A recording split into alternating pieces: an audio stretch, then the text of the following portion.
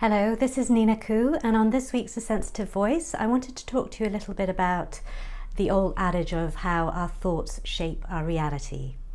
Now, this is something that I've been fascinated with for years, ever since I've heard this, and it finally made perfect sense to me when I read something the other day which said that our unconscious minds are like the camera through which we are viewing the movie, which is our life. And so our unconscious minds are the filters, and we're filtering things out that are happening, and then we get whatever is happening is projected on the screen. And so if you combine that with something that I learned when I studied Neuro Linguistic Programming many years ago, which said that at any one point in time, our systems are taking in something like 14 million bits of information, but we can only perceive 7 plus or minus 2 pieces of information. So all these millions of other bits of information are being filtered out. That starts to make perfect sense. And so on a good day, we might be taking in 9 pieces of information at any one point in time, or if we're feeling a bit overwhelmed or stretched, it might go down to 5.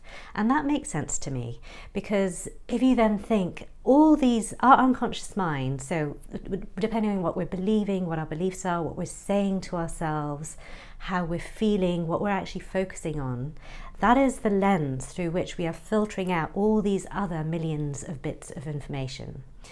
And so when challenging things happen in your life and you're choosing just to focus on the challenging events, that's taking up the pieces of information that you are perceiving.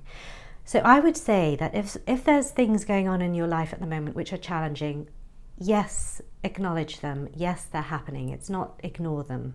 But it's also consciously ask yourself, what other things are happening in my life at this moment which are good?